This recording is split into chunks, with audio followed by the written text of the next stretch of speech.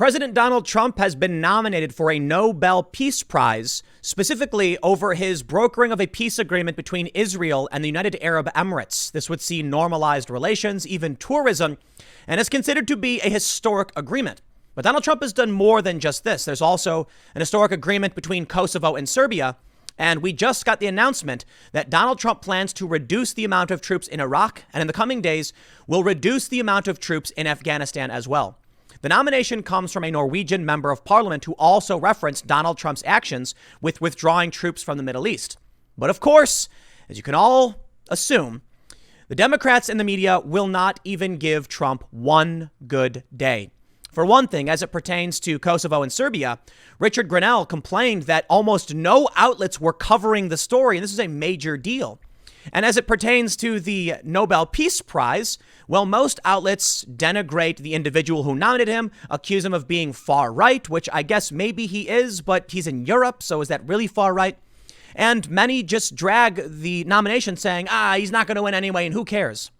For me, I think these are fantastic moves made by the president. Peace is a good thing, and they are working towards more peace. And this is Donald Trump attempting to fulfill his promises of ending the endless wars, something he says he plans to do more in his second term. Well, I look forward to seeing more troops brought back from the Middle East. That was a mistake. Most people would agree, right?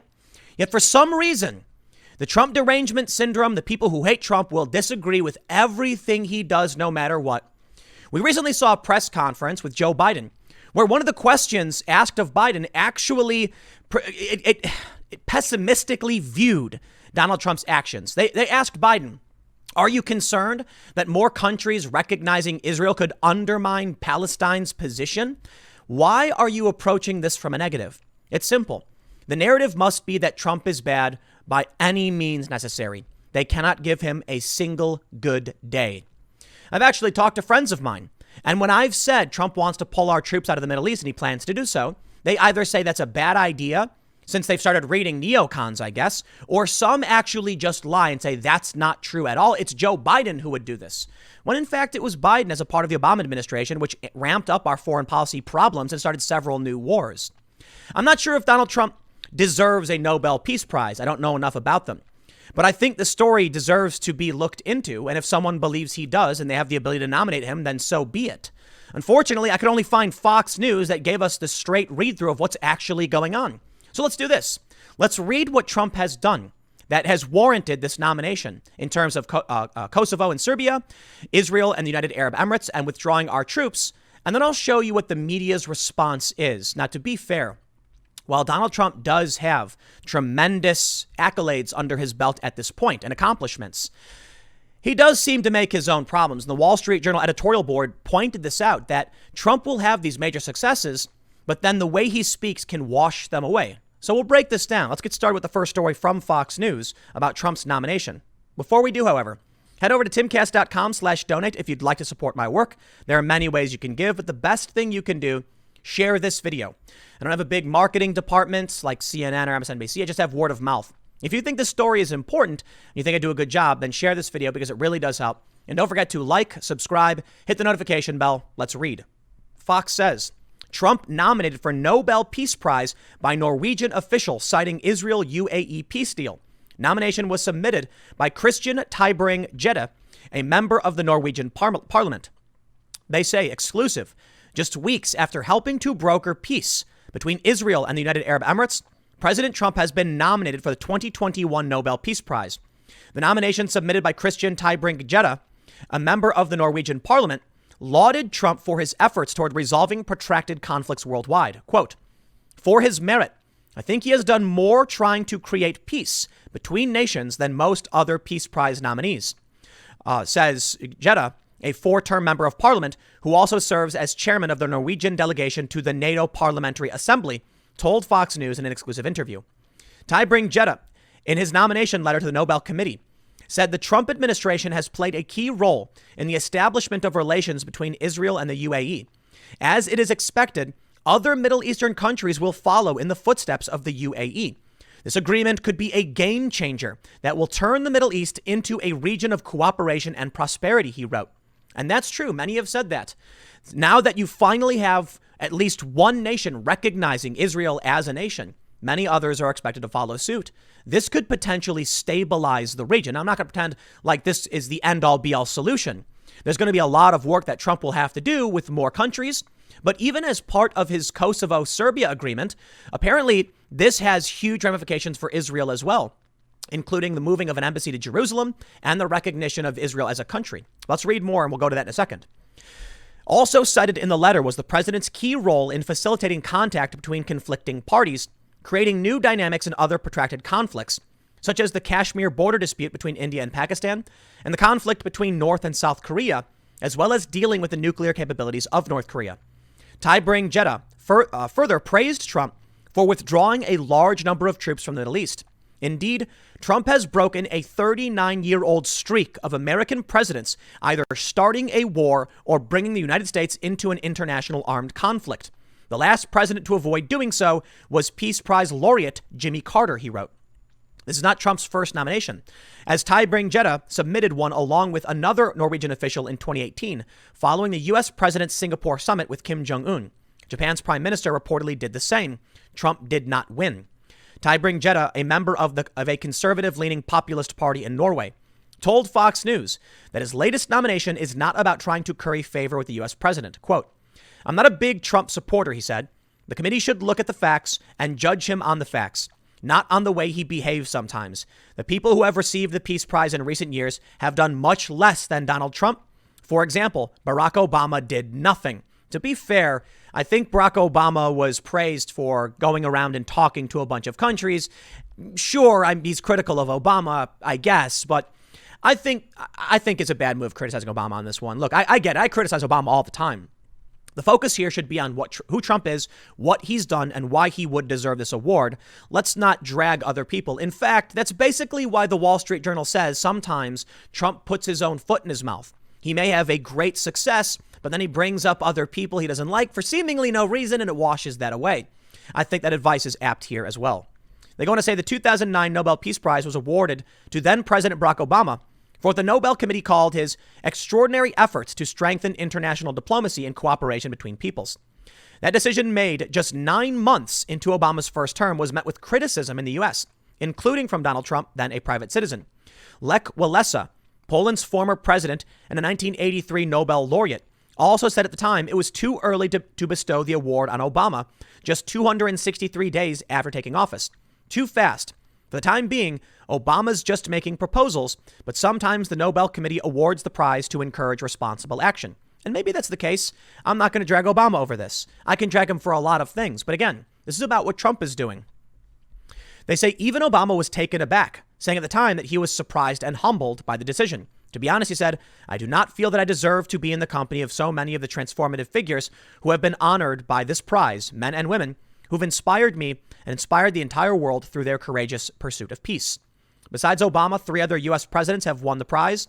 Theodore Roosevelt in 1906 for having negotiated peace in the Russo-Japanese War, Woodrow Wilson in 1920 for being the leading architect of the League of Nations, and Jimmy Carter in 2002 for his decades of untiring effort to find peaceful solutions to international conflicts. The Nobel Peace Prize recipient is determined by a 5-person Nobel committee, which is appointed by the Norwegian Parliament. The winner of the Peace Prize for 2021 will not be announced until October next year. Now, Donald Trump has taken a lot of actions that are considered to be excellent, historic, positive, and peaceful. I want to show you a few other stories to exemplify why perhaps Trump does deserve a Nobel Peace Prize. From Fox News, Trump oversees economic deal that includes Kosovo recognizing Israel, Serbia moving embassy to Jerusalem. The European Union had mediated talks for more than a decade. Fox News reports President Trump on Friday oversaw the signing of an agreement between Serbia and Kosovo that normalizes economic relations between the two countries, and also includes Kosovo recognizing Israel and Serbia agreeing to move its embassy to Jerusalem. The Belgrade-Pristina deal was signed by their 2 leaders, Serbian President Aleksandar Vučić and Kosovo's Prime Minister Avdullah Hoti, in front of Trump in the Oval Office, with Trump describing it as a major breakthrough. "Truly, it is historic," Trump said. "I look forward to going to both countries in the not too distant future." The deal came just weeks after Trump announced an agreement had been reached between UAE and Israel on opening up relations between the two countries. The U.S. moved its embassy in Israel from Tel Aviv to Jerusalem in 2018 after recognizing Jerusalem as its capital a year earlier, and has urged countries to do the same. Until now, Kosovo, a mainly Muslim country, had not recognized Israel. Administration officials had met with leaders on Thursday, urging them to put aside their political differences in favor of closer economic ties. Kosovo had declared independence from Serbia in 2008, 9 years after NATO conducted an airstrike campaign against Serbia in a bid to end the persecution of ethnic Albanians in Kosovo. While most Western nations have recognized Kosovo's independence, Serbia, Russia, and China have not, keeping tensions high in the Balkan region. National Security Advisor Robert O'Brien had said Thursday that the sides had made progress and talks had continued Friday morning. It marks another diplomatic victory for the Trump administration. The European Union had been mediating talks for more than a decade. Serbia's Vučić praised Trump's role in brokering the deal. We haven't resolved all our problems, but this is a huge step forward. This is a great moment for the region, Hody said. The White House summit originally had been scheduled for June, but was scrapped after an international court indicted Kosovo President Hashim Thaçi, who was to lead the Kosovo delegation on war crimes charges. So this is absolutely substantial. And now we're hearing Trump will reduce troops in Iraq to 3,000 as Trump looks to fulfill campaign promise. This one was actually surprising to me because I thought we already had substantially less troops in Iraq, but apparently way more than I realized. I thought the number was only around a few hundred because we had mostly pulled our troops out. Not true. But in this case, I am absolutely excited to hear this. Now, before I read this, I got to point out, I've had some conversations with conservatives and individuals who believe we should have a presence in Iraq and Afghanistan, mostly because there will be a humanitarian crisis if we leave. The people in these countries who helped the United States could be killed, particularly in Afghanistan. And the other issue is that a power vacuum may help create the rise of ISIS-like groups. The problem, however, is all of that may be, but we can't just stay there forever. At a certain point, we may have to just rip the Band-Aid off as fast as possible, recognizing that there may be some problems that arise. We'll have to deal with those moving forward. I'm sure there are many other reasons people have for why they want us over there, mainly resources and strategic value, but I've never been in favor of intervention, especially when you realize much of what got us over there in the first place was just lies. It's about time we bring our troops back. And for this, I absolutely support Donald Trump's efforts in bringing these troops back. This to me is incredible. It's one of the things I've often complained about. I feel that the United States has so many people in this country complaining about what we should or shouldn't be doing with our own tax dollars, ignoring the fact that we spend a ridiculous sum of money to have a presence in these countries. Now, I'm not going to pretend like it's all the money in the world, but it's money nonetheless. How about we reallocate our taxes, stop doing things like this? It's inefficient, and focus on ways to work better at home. You know what? Trump seems to be doing that. It's actually kind of incredible. Politico reports the U.S. plans to cut the troop presence in Iraq from 5,200 to 3,000 by the end of September, as President Donald Trump seeks to fulfill a campaign promise to end America's endless wars. The withdrawal will bring the U.S. troop level in Iraq down to 3,000, said General Frank McKenzie, commander of U.S. Central Command. He announced the troop withdrawal during a ceremony for Operation Inherent Resolve, the global coalition to defeat the Islamic State militants, with Iraq's Minister of Defense. Trump has campaigned on ending America's wars and has reduced U.S. troop presence in Iraq, Afghanistan, and Syria. The news also comes as Trump faces backlash over allegations that he called U.S. troops losers and suckers, and he trails his opponent, former Vice President Joe Biden, in the polls just weeks ahead of the presidential election. They couldn't help but jam that in. And I chose this story from Politico on purpose. Because you know what? The stories from Fox News are actually rather neutral on the issue. Perhaps it's because when somebody is going to be, telling a story or reporting news that's positive to Trump, there's no reason to bring up any negative information about him. So maybe Fox News is like, let's just report this straight. It's good for Trump. And then when they're reporting on Democrats, they do basically the same thing. For me, I tried looking up many of these stories and found that, for the most part, only Fox News actually had accurate reporting.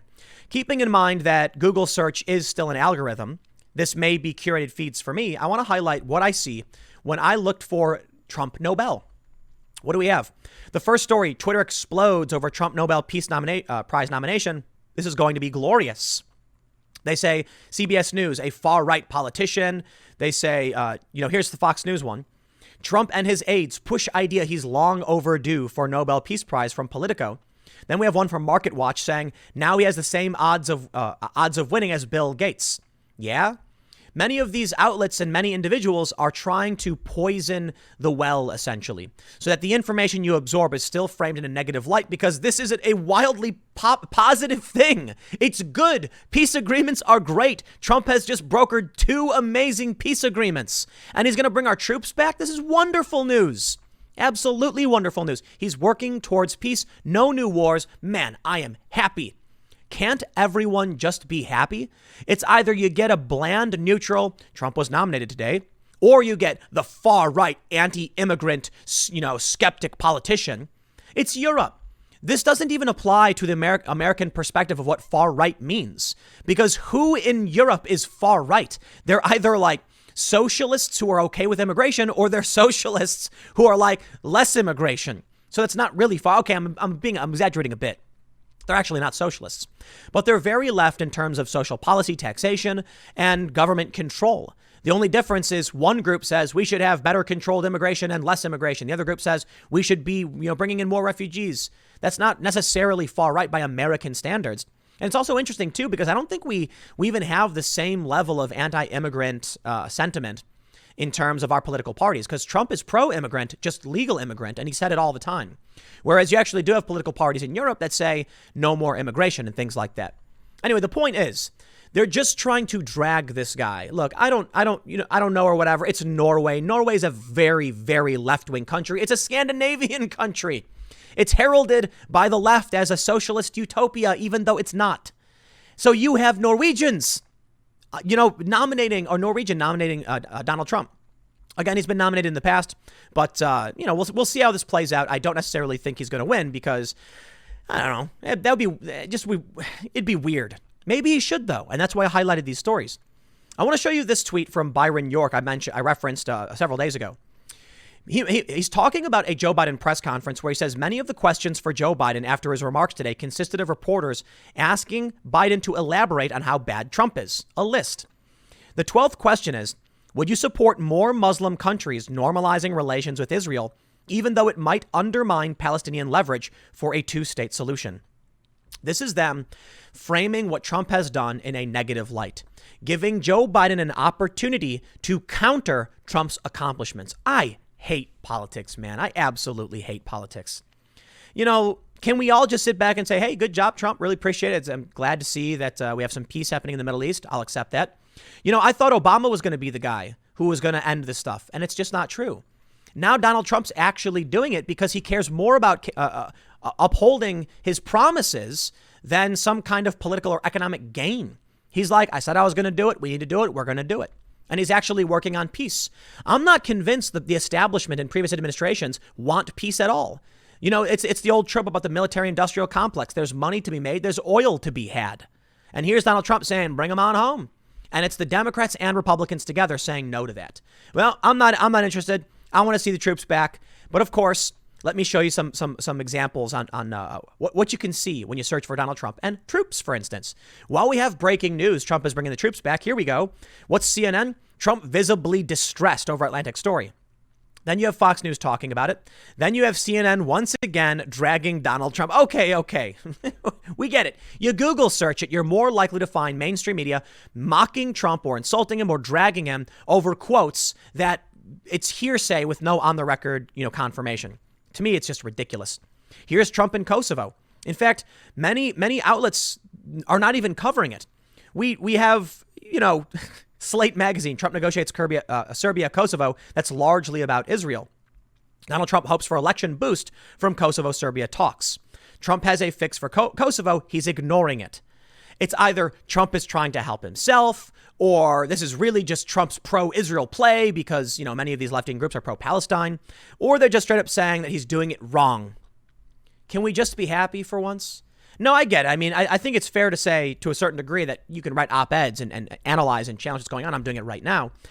But Richard Grenell pointed out that, in this Hill op-ed that actually, I'm not sure he pointed out in this op-ed. He pointed out on Twitter that he couldn't even find mainstream outlets that were talking about why this was such a big deal and why it was important. And it's Trump derangement syndrome. The media today is basically predicated upon hating Donald Trump. It's really true. But when you go on YouTube, it's not the same. Now, listen, I don't rag on Donald Trump all day and night. I don't. I rag on Democrats for sure. Absolutely. It's my legitimate opinion based on what I'm reading and seeing. And I often try my hardest to back up my statements or actually play devil's advocate if I don't have the evidence and suggest there may be some benefit that, some positive aspect for the Democrats. But you turn on the TV and no matter what Trump does, it has to be bad. It has to be.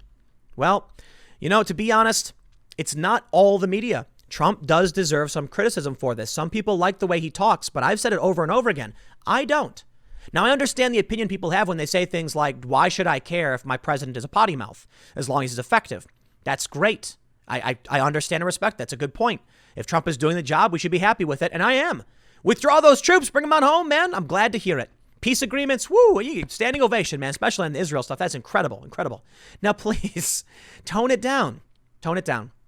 Look, what the Wall Street Journal points out in this article is that, Donald Trump was giving a speech on these amazing economic numbers over Labor Day weekend, but he couldn't help but go into this rant about other people criticizing Biden and John McCain. And once he does this, it wipes away the victory he had. Now, to be fair, Joe Biden, of course, the Democrats are framing everything in a negative way, but don't give them fuel for this. The Wall Street Journal editorial board states, a Trump comeback. Biden wants to make the campaign a referendum on Trump. He's succeeding with Trump's help. They note specifically that let me read this. Mr. Trump has reinforced the intensity of his core support. But in doing so, he has shed support in the suburbs, especially among college-educated voters and women. This has been the case in nearly every election since Mr. Trump's narrow victory in 2016. The Trump GOP is a smaller but more intensely loyal coalition. The GOP hope has been that this would change with Mr. Trump again on the ballot, and that millions of shy Trump supporters who refuse to talk to pollsters will vote like a new silent majority. Perhaps. But there is little evidence of this so far. Mr. Trump has narrowed his deficit somewhat since the GOP convention, but he trails Mr. Biden in the polling averages in every battleground state. It seems unlikely Mr. Trump can win the nationwide popular vote, so he will have to eke out another victory in the Electoral College. Now, I think it's fair to say I appreciate the assessment from the Wall Street Journal. I think it's very important that we entertain criticism. Otherwise, you end up in a weakened position. But I gotta push back and say, since Donald Trump got elected, cancel culture has just become insanely worse, and the riots have been ridiculous. I could only imagine that it's worse today with people scared to speak up. Nate Silver tweeted something about how Joe Biden's actually the silent majority. You know why? He says he's like, there's a contradiction where Trump supporters will put flags and signs everywhere while simultaneously arguing they're the silent majority. If anything, Joe Biden supporters not putting up signs shows that, in fact, with the polls, they're the true silent majority. It's not a contradiction. No, you don't understand. Trump has a very vocal, loud base between 30 and 40%. They will never give him up. They will never let him down. And they will never turn around and hurt him. But you also have a potential silent faction, a large group, maybe double-digit percentage, that pushes Trump's base over 50%. That's the idea.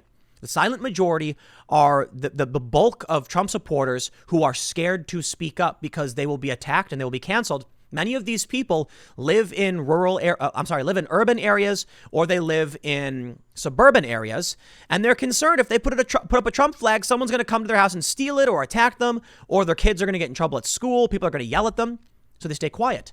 Obviously, in Trump country, they can put up, flags and signs all over the place and run around waving their flags, but in front of their homes? What about when journalists call? Of course not. But that being said, and to be fair, I will highlight this. They say, take Mr. Trump's Labor Day press conference, which was intended to play off the strong August jobs report to drive the theme of economic recovery. Mr. Trump started out on message by citing the facts, but soon he was careening from grievance to attack or anything that just popped into his head. In the first quote, they say, "Where is Hunter? Where is Hunter?" I call him, "Where is Hunter?" Walked away with $1.5 billion to manage, even though he never did that before. And Biden is a stupid person, you know that? I was never a fan of John McCain because he wanted the endless wars and I didn't. They spied on my campaign, and if they were Democrats, they would have been in jail. The next quote, "And the dirtiest fight of all is the issuance of 80 million ballots. Then there's I watched Kamala's polls drop from 15% to 0. They say, this tower of babbling is entertaining in its Trumpian way, but his economic point was washed away like an irrelevance. The press barely reported it. Now, to be fair, the press is not going to report things for Trump anyway. I absolutely respect the Wall Street Journal's editorial board's criticism of Trump, and I think I have said this over and over again. Trump's got to tone it down. To be fair, he did tone it down a bit. There was that thing, the speech he was giving where he was like, I'm not going to call her a name. They're going to get mad at me. And I'm like, thank you. That's very presidential, sort of. You shouldn't have to say it, but I can respect it. Listen, I want to vote for Trump. You know what I mean? I want to be able to enthusiastically say, this guy is going to end the wars. He's going to bring our troops home. He's negotiating his peace agreements. He should win the Nobel Peace Prize. I can say many of these things, but I can't say that Trump has a behavior that is becoming of a president. You can disagree with me. I'm absolutely okay with that. And I've heard the arguments that, if Trump is effective, why does it matter? It matters in the sense that there are a lot of low information voters. And in order to actually succeed and get these great things that are being dangled in front of us, Trump needs to be a bit more tactful in his rhetoric and how he communicates. It is about strategy. Trump has always been a blunt instrument. He comes at you, whack, right in the face. Here's what we're doing. Here's why we're doing it. That guy's a fat pig. Don't care about him. We're getting it done. And to an extent, I can actually respect this. No BS, just straight to the point. And Trump's been wrong a lot, and Trump has lied in the past. All I know is I would like to see our troops brought home. We should not be in the Middle East for 20 years. That's ridiculous, especially off of lies from the mainstream media. And in order to get that, we're going to need a president who knows how to navigate the treacherous waters of the smears. Now, I think Trump knows very well how to play the press.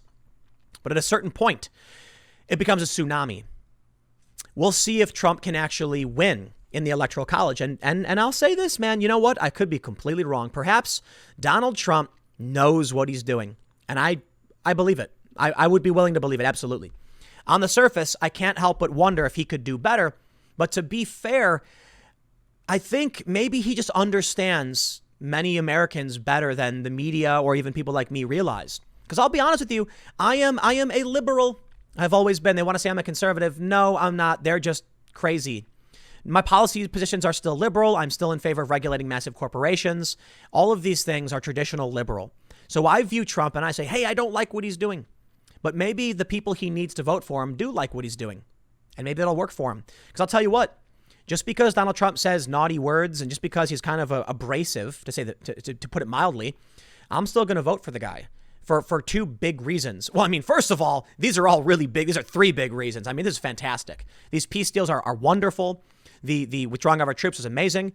And the banning of critical race theory, that's really, really important. I'll take these. It's not even an issue of voting for the lesser of two evils. I wouldn't do it. I'm actually like, yeah, I kind of like these things. I want them to be done. There's not enough negative stuff I see Trump doing to make me be like, whoa, that's really bad, to be completely honest. And there are things that I don't like that Trump does, but this is huge. Okay. Everything else outside of this foreign policy stuff to me is on the back burner. I'll say it like that, right? I think this is one of our most pressing issues. I am big on foreign policy. I've traveled around the world, and I think for a lot of reasons, we need to bring our troops home and focus on our country. And I am not so much of a nationalist as many Trump supporters. I think we need to have international agreements and relations and things like this. And perhaps Trump could do way better in that regard. In terms of the Middle East peace agreements, man, hitting out of the park. We'll see if he wins. I don't think he will. I mean, it's probably just being hopeful, but, we'll see how it plays out. I'll leave it there. Next segment's coming up at 6 p.m. over at youtube.com/TimCastNews. It is a different channel. Thanks for hanging out, and I will see you all then.